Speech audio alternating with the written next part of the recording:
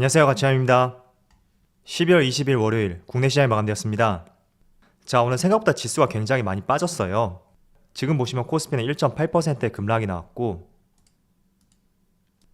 코스닥도 마찬가지로 1%의 급락이 나왔죠. 자, 그리고 분봉으로 보시는 것처럼 별다른 반등 없이 하락하는 모습이 나왔고 코스피도 마찬가지였습니다. 잠깐 반등이 나오나 이런 생각을 했었는데 결국에는 종가가 거의 최저가에서 마무리가 되었습니다. 참 연말 앞두고 기대감을 높일 수 있는 그런 시점이 돼야 되는데 상당히 아쉬운 흐름이 나왔네요. 자, 그리고 코스피 시가총액 상위 종목들을 살펴보면 오늘은 모든 종목이 하락세를 보여주었고 그리고 셀트리온하고 삼성전자 우선주 이 두 종목을 제외하면 모두 1% 이상의 큰 폭의 하락이 나왔습니다. 특히 2차전지 기업들 이쪽이 가장 부진한 모습을 보여주었고 오늘은 기술주, 성장주, 그리고 경기 민감주들 모든 섹터가 부진한 흐름이 나왔습니다. 이어서 코스닥. 자, 코스닥은 일부 바이오 종목을 제외하고 마찬가지로 하락하는 모습이 나왔어요. 그래서 시총 상위 종목들을 보시는 것처럼 오늘은 정말 쉽지 않았던 하루였던 것 같습니다. 자, 이어서 수급을 살펴보면 오늘은 기관과 외국인의 동반 순매도가 나왔고 합산 금액이 약 1조 원이 조금 넘는 금액이죠. 그리고 다시 한번 거래대금이 10조 밑으로 하회하면서 저는 개인적으로 매도세의 강도보다는 매수세의 강도가 약해졌기 때문에 오늘 큰 폭의 하락으로 연결이 되었다고 판단을 하고 있습니다. 그래서 거래대금이 빨리 올라와야 되겠죠. 그리고 코스닥. 자, 코스닥은 기관이 소폭의 순매수를 보여주었고 반대로 외국인은 순매도를 보여주었습니다. 그래서 오랜만에 다시 한번 1000포인트를 하회하는 모습을 보여주었고 그리고 삼성전자를 보면 오늘도 여전히 외국인은 소폭이지만 순매수를 보여주었고 반대로 기관은 금융투자를 중심으로 많은 순매도 물량이 나왔습니다. 그리고 하이닉스도 마찬가지로 하락이 나왔음에도 불구하고 외국인의 소폭의 순매수가 들어왔고 기관이 3거래일 연속으로 순매도를 보여주었습니다. 그리고는 2차전지 대형주도 급락이 나왔고 지금 LG화학의 수급을 보시면 기관과 외국인의 많은 순매도 물량이 나왔습니다. 그리고 삼성 SDI도 마찬가지로 기관과 외국인의 많은 매도 물량이 나왔네요. 자, 이어서 주체별 매매 동향에 대해서 살펴보도록 하겠습니다. 11월 20일 외국인이 가장 많이 매수한 종목은 KTNG, 펄어비스, LNF, LG이노텍, 넷마블 이렇게 다 종목을 순매수 상위 종을 올렸습니다. 그리고 기관은 동진세미캠, SK바이오사이언스, 에코프로비엠, SK스퀘어, 한정기술 이렇게 다 종목을 순매수 상위 종 올렸습니다. 자, 지금 제가 촬영한 시점에도 보면 국내 증시가 상당히 부진한 모습을 보여주고 있습니다. 또 이게 오후장에 반등을 보여줄지 모르겠지만 일단은 현재까지 오전장 흐름을 봤을 때는 코스피, 코스닥 모두 낙폭을 키우고 있고 코스피는 장중한테 거의 2% 가까이도 크게 급락하는 모습이 나왔어요. 일단은 지난주 금요일이 미국의 선물 옵션 만기일이었기 때문에 오늘 이런 흐름이 나오는 것은 조금 예상 밖이다. 저는 그런 생각이 들고요. 어쨌든 오후장이 어떻게 될지 모르겠지만 오늘은 장중에 나스닥의 선물지수가 굉장히 부진한 모습을 보여주고 있습니다. 제가 여기 초록색으로 선을 그었는데 이게 나스닥 선물지수가 오늘 시작했던 당시 아침 8시를 기준으로 선을 그었어요. 그런데 지금 보시면 내내 흘러내리는 모습을 보여주고 있고 아마도 이런 부분이 국내 시장하고 동조화된 모습을 보여주었다고 판단해 볼 수가 있을 것 같아요.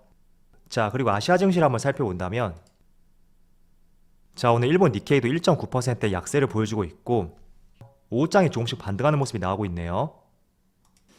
그리고 대만도 마찬가지로 0.8% 그리고 상해지수도 0.7%의 하락을 보여주고 있습니다. 그래서 오늘은 나스닥 선물지수의 급락과 함께 전반적으로 아시아 시장이 크게 밀리고 있다. 그렇게 정리를 해보면 좋을 것 같습니다. 자, 일단 주말 사이에 코로나 관련해서 많은 이슈가 있었는데 코로나 백신 3차 접종을 했음에도 불구하고 오미크론에 돌파 감염됐다 라는 이슈도 나왔었고 또 주말 사이에 확진자 수가 굉장히 또 증가를 했었죠. 그리고 화이자에서는 코로나가 2024년까지 무려 3년 뒤까지도 계속 지속될 것이다 라는 전망을 했었고 또 얀센 백신이 오미크론 아예 막지 못한다 라는 연구 결과도 발표가 되었습니다. 자, 그래서 전반적으로 백신에 대해서 크게 기대감이 지금은 떨어지고 있는 상황이다. 저는 이런 생각이 들고요. 저 역시 그렇게 생각이 들더라고요. 예전에는 2차례 백신 접종을 마쳤다면 일상 회복이 가능할 것이고 코로나 확진자 수도 크게 줄어들지 않을까 그런 기대감을 가졌다면 이제는 그런 기대감보다는 코로나가 정말 종식될 수 있을까 라는 생각이 부쩍 들더라고요. 그래서 그런 부분이 최근에 보면 국내 치료제 관련주들 그쪽으로 수급이 조금씩 몰리고 있다고 보여지는 것 같습니다. 그래서 오늘 시장 상황이 크게 좋지 못한데도 불구하고 지금 보시면 한국 BNC, 바이오니아, 그리고 현대바이오 모두 빨간불을 보여주고 있고, 마찬가지로 셀트리온 그룹주들 물론 상승폭은 조금 제한이 되어 있지만 시장 대비 양호한 모습을 보여주고 있습니다. 그래서 지금의 추세를 봤을 때는 제약바이오 종목들, 특히 코로나 치료제와 관련된 종목들이라면 차라리 진단키트보다는 이쪽에 관심을 갖는 것이 더 낫지 않을까 라는 생각을 하고 있습니다. 그래서 한번 앞으로 추이도 한번 살펴보시고요. 그리고 이어서 자, 오늘도 삼성전자가 조금 아쉬운 모습을 보여주고 있는데 그래도 지수 하락률 대비해서는 그렇게 큰 하락은 아닌 것 같아요. 그렇지만 최근에 조금씩 주가가 상승보다는 정체되어 있는 모습을 보여주고 있죠. 자, 그런데 우리가 새벽에 한 가지 주목할 이슈가 있습니다. 지금 보시는 차트는 미국의 마이크론 테크놀로지의 차트인데 마이크론 테크놀로지도 마찬가지로 최근 들어서 주가의 상승이 조금은 정체되어 있는 모습을 보여주고 있죠. 자, 마이크론 테크놀로지는 내일 새벽에 4분기 실적 발표를 앞두고 있습니다. 자, 일반적으로 삼성전자하고 SK하이닉스 두 종목은 해당 기업의 실적 발표 당일보다도 오히려 약 한 달 앞서 발표가 되는 마이크론 테크놀로지의 실적 발표에 따라서 그날 주가의 변동성이 좀 커졌던 경우가 상당히 많았거든요. 왜냐면 어쨌든 유사 기업으로서 미국의 마이크론 테크놀로지가 실적 발표를 함에 따라서 어느 정도 실적에 대한 가이던스를 세워볼 수가 있기 때문에 오히려 본 실적 발표보다도 미국의 마이크론 테크놀로지 실적 발표에 따라서 주가의 변동성이 커졌던 사례가 상당히 많았습니다. 그래서 최근에 삼성전자도 그렇고 마이크론 테크놀로지도 마찬가지고요. 약간은 정체된 모습을 보여주고 있다면 내일 새벽에 4분기 실적 발표를 통해서 정말로 반도체 업황에 대한 시각이 개선이 된 것인지 그걸 조금은 체크해볼 수 있는 시점이라고 판단이 되고요. 그런 면에서 내일 실적 발표하고 그에 따른 삼성전자하고 SK하이닉스의 흐름 같이 한번 지켜보신다면 좋을 것 같습니다. 자, 그리고 추가적으로 한 가지 말씀을 드리면 최근에 지금 미국의 마이크론 테크놀로지도 마찬가지고요. 지금 보시는 삼성전자 약간은 상승이 제한된 모습을 보여주고 있는데 이렇게도 한번 해석해 볼 수가 있을 것 같아요.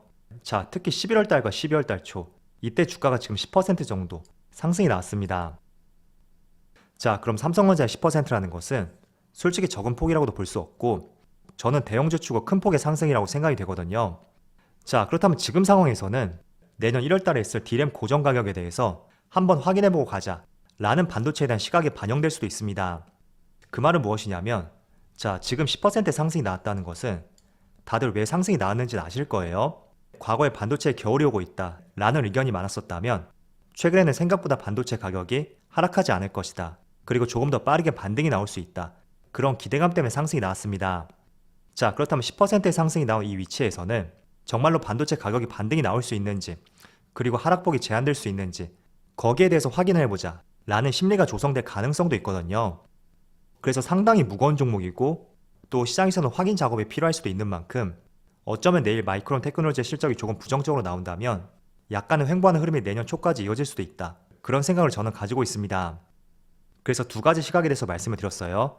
내일 마이크론 테크놀로지의 실적을 체크해보자. 이 부분하고 또 두 번째는 그동안 상승폭이 좀 컸던 만큼 정말로 반도체 업황이 개선되고 있는지 거기에 대한 검증하는 시간이 필요할 수도 있다. 이 부분과 함께 두 가지 시각을 말씀을 드렸으니까 같이 한번 믹스해서 생각해 보신다면 좋을 것 같습니다. 자, 그리고 오늘 한 가지 종목에 대해서 말씀을 드려볼게요. 바로 동진세미캠 EUV 포토 레지스트를 생산하는 기업인데 자, 포토 레지스트라는 것은 지난 2019년도 일본에서 수출 규제 3대 품목 중에 하나로 포함이 되었고 그 때문에 지난 2019년도부터 국산화에 심혈을 기울였던 소재 중에 하나였습니다. 자, 그런데 오늘 기사를 보시면 동진세미캠이 최근에 삼성전자에 EUV 포토 레지스트 신뢰성 시험을 통과한 것으로 어제죠 19일 알려졌다 라는 기사가 나왔습니다. 자, 일반적으로 신뢰성 시험을 통과했다는 것은 바로 양산 라인에 투입이 될 수가 있고 일각에서는 이르면 내년 상반기에 공급 가능성을 점치고 있습니다. 자, 그래서 오늘 주가를 한번 볼게요. 자, 지금 현재 10%의 상승을 보여주고 있고 오늘 상당히 갭을 많이 띄워서 출발했어요. 그런데 그 갭을 무너뜨리지 않고 계속 갭 상당 위에서 움직임을 보여주고 있는데 일단 일봉 차트를 한번 살펴보면